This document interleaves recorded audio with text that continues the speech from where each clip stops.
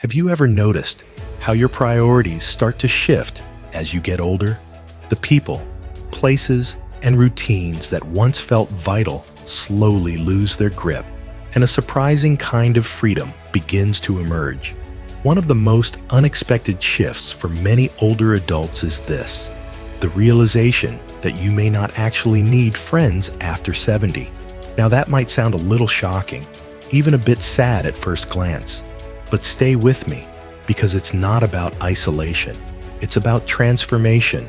You've spent a lifetime building relationships, nurturing friendships, attending gatherings, and doing your part to keep the social wheels turning. But now, you're entering a phase of life that's not about proving anything to anyone. It's about finally choosing what nourishes you and letting go of what doesn't. The truth is, not all friendships age well. Some fade naturally.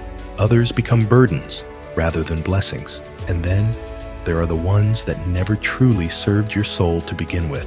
They just filled space. And as time becomes more precious, you begin to ask deeper questions. Does this relationship still bring me joy? Or am I just holding on out of habit, guilt, or fear of being alone?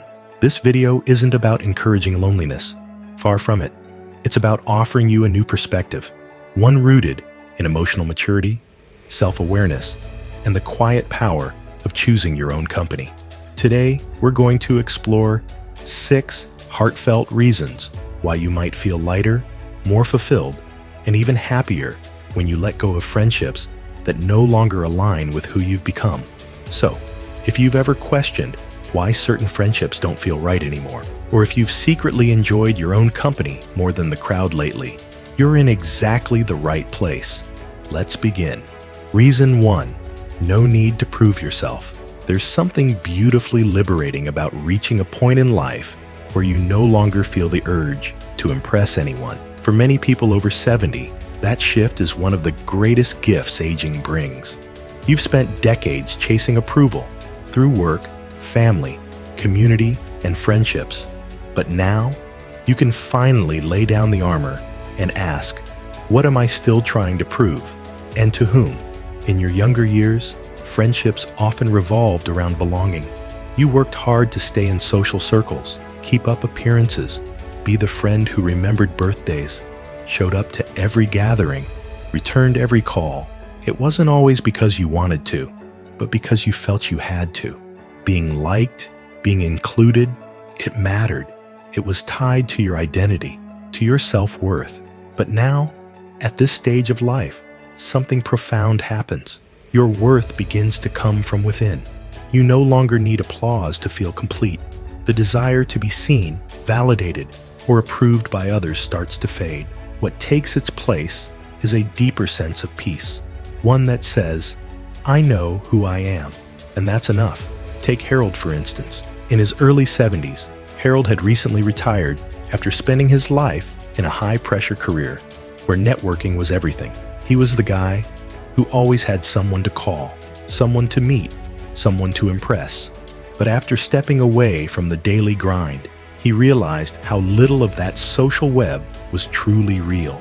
Friends he once saw weekly vanished from his life, and when he reached out to stay connected, the conversations felt shallow, like empty echoes of past alliances. At first, Harold took it personally. He felt abandoned. But the more he sat with it, the more he saw it clearly. Those friendships were built on shared obligations, not genuine connection. So he stopped chasing them.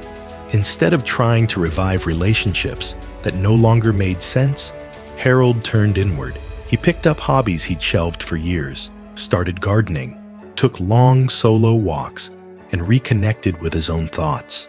And he discovered something unexpected. He didn't miss the small talk. He didn't miss the group outings or social noise. He felt lighter, without the need to constantly show up, speak up, or be someone in a group. He began to feel more like himself than he had in decades. That's the powerful shift. When you realize that you don't need to prove your worth to anyone, you take back a part of yourself that was quietly being lost in the noise. Friendships that once fed your ego may no longer feed your soul. And that's okay. Growth doesn't always mean adding more people into your life. Sometimes it means subtracting the ones who only stayed because you kept showing up to be what they needed. So if you find yourself pulling away from social circles, not out of bitterness, but because you feel more at peace on your own, trust that instinct. You've already proven everything you needed to in this life. Now is the time to be fully and unapologetically yourself. Reason 2, peace over socializing. As you move into your 70s and beyond, something subtle but powerful begins to happen. Your soul starts craving peace more than chatter, calm more than company, and stillness more than stimulation. It's not that you dislike people. It's not that you don't enjoy connection, but you begin to value your inner world more than external validation, and the quiet becomes your sanctuary. In earlier chapters of life, socializing often felt necessary. The dinners, group outings, celebrations, and catch-up calls gave life a rhythm. They filled the calendar. They filled the air with noise, laughter, and sometimes drama.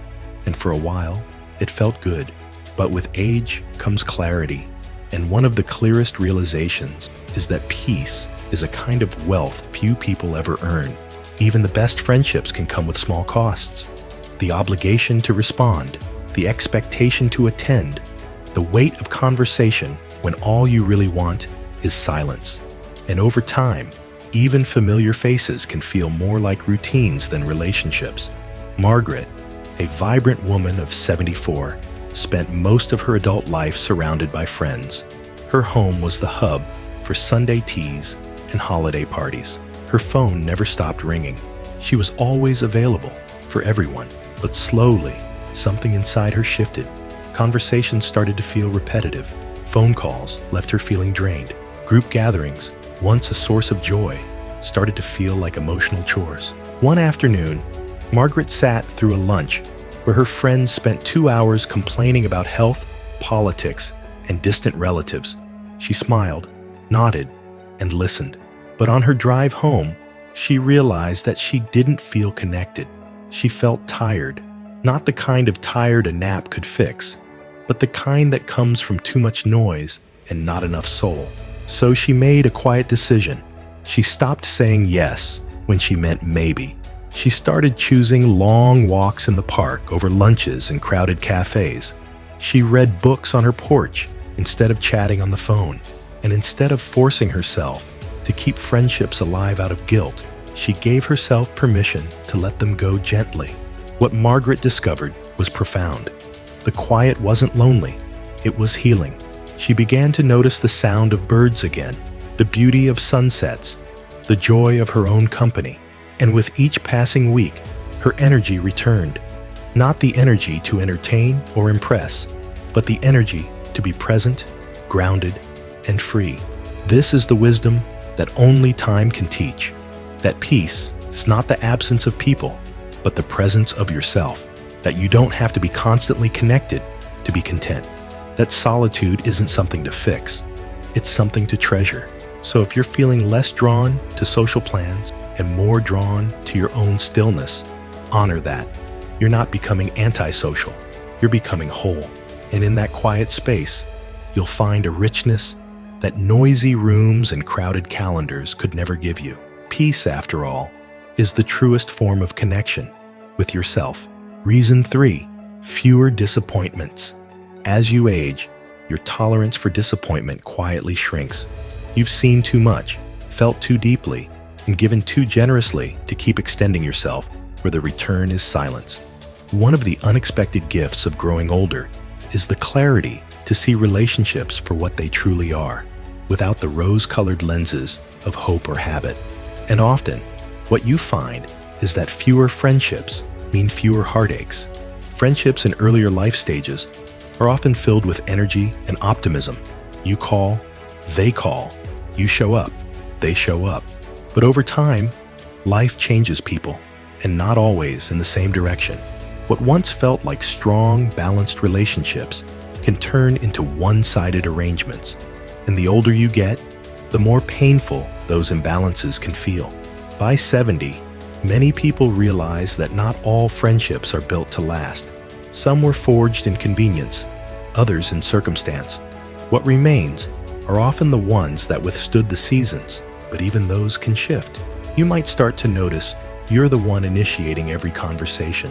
You're the one remembering birthdays, checking in, sending well wishes, and when it isn't returned, something inside you quietly breaks. That's exactly what happened to William, a warm-hearted man of 78. His phone contacts were full of names from decades past, college friends, neighbors, co-workers. He used to pride himself on being the glue that held everyone together. But one holiday season, he realized something strange. No one had called him, not one friend. Weeks passed, and he heard nothing. At first, he felt hurt. Then came the self-doubt. Did I do something wrong? Was I too distant? But eventually, clarity arrived. William saw that most of the friendships he was clinging to were no longer real connections. They were memories of connection. And the more he chased those ghosts, the more disappointed he felt. So, he let go, not with anger, not with a grand farewell, just with quiet acceptance. He deleted numbers that hadn't dialed his in years. He stopped waiting for calls that never came. And in doing so, he discovered something surprising: peace. With fewer friendships, William experienced fewer letdowns.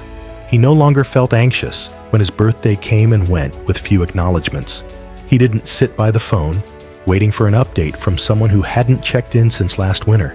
Instead, he turned his attention inward, toward his hobbies, his routines, and the few relationships that still felt mutual. Here's the truth: the fewer people you rely on for your happiness, the less disappointment you invite into your life. Not because people are bad, but because expectations, when unmet, leave bruises. And when you've lived this long, you know that your time, energy, and heart deserve to be protected. Choosing to step away from one-sided friendships isn't bitterness. It's wisdom.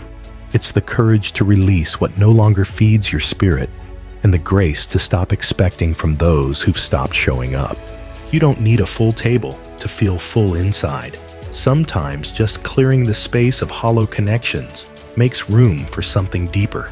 Trust in yourself, joy in your solitude, and gratitude for the few people who truly see you. And when you stop expecting more than people can give, you finally start giving yourself what you truly need. Reason 4. Time becomes precious.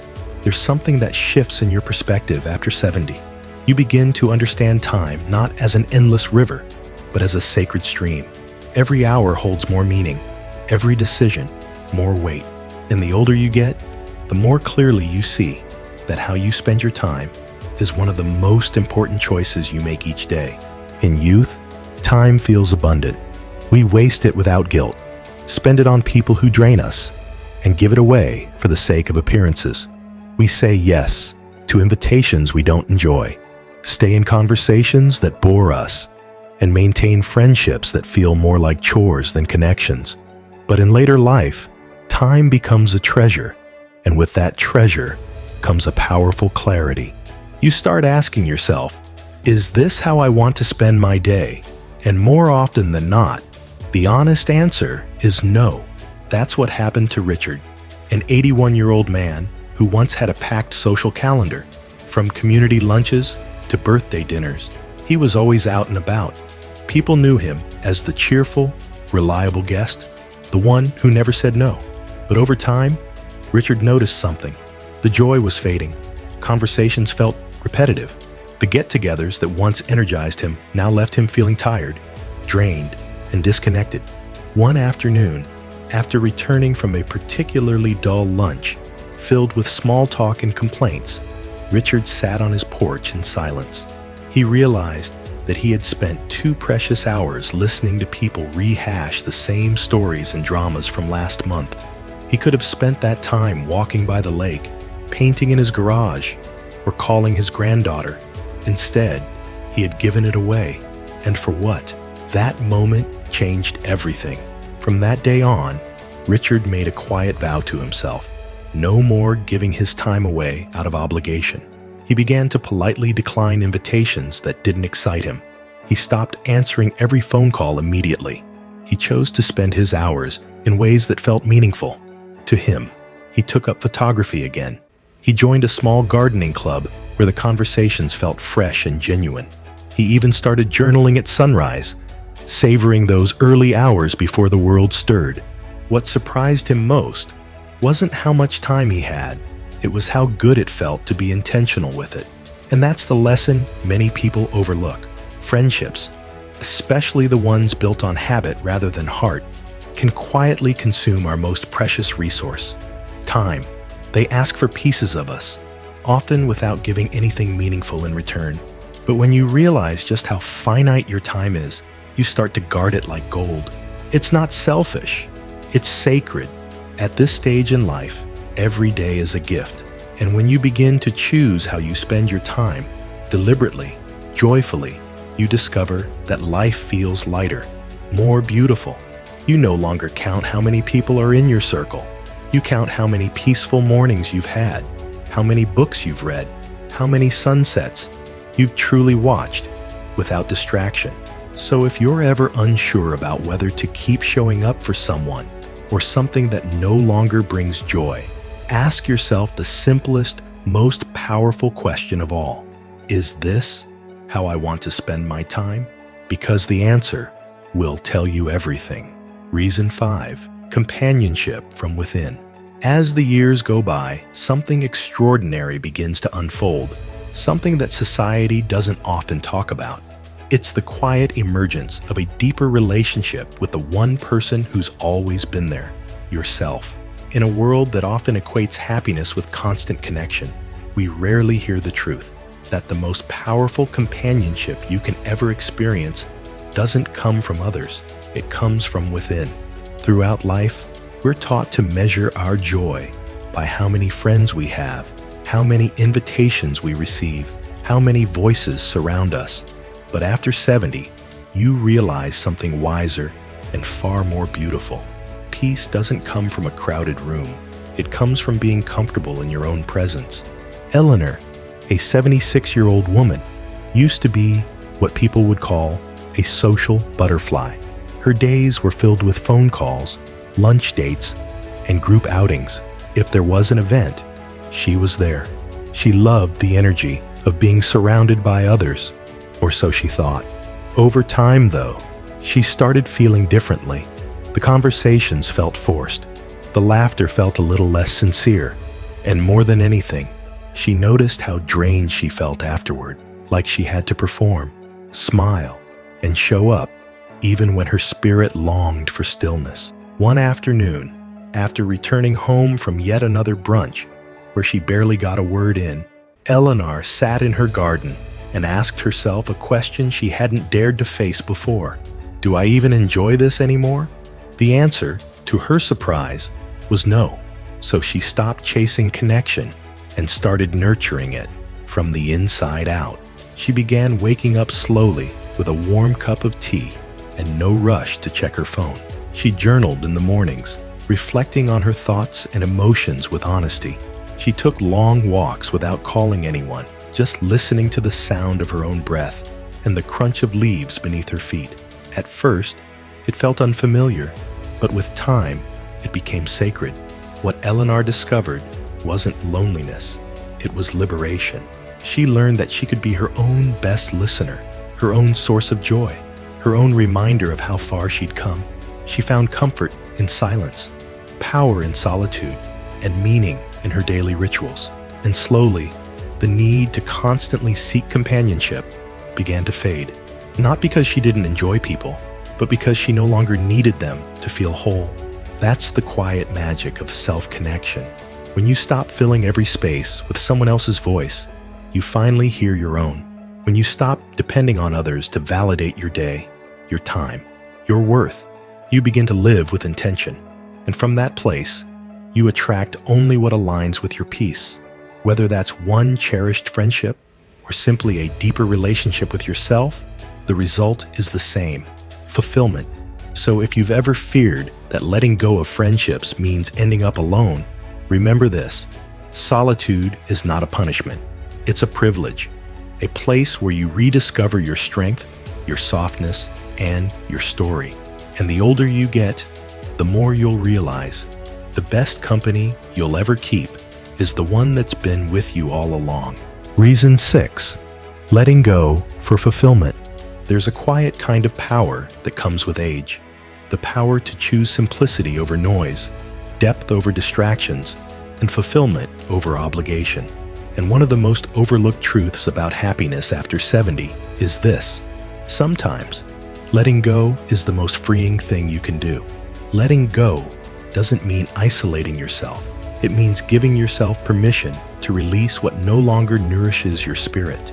It means stepping away from friendships that feel like routines, from social obligations that drain rather than delight, and from the outdated belief that staying busy means staying relevant. For James, a 78-year-old retired teacher, this truth arrived slowly but clearly.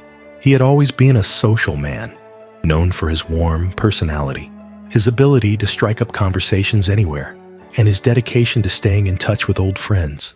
His calendar was usually full, and for years, that gave him a sense of purpose. But over time, James began to feel something shifting.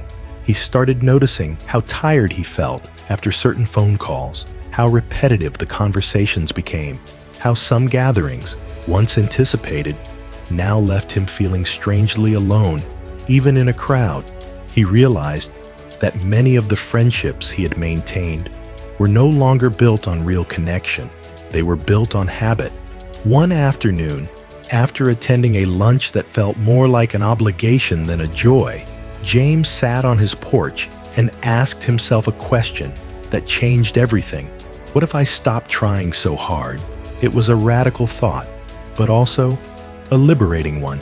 From that moment on, he began gently letting go. He stopped reaching out to people who rarely called back. He declined invitations that didn't excite him.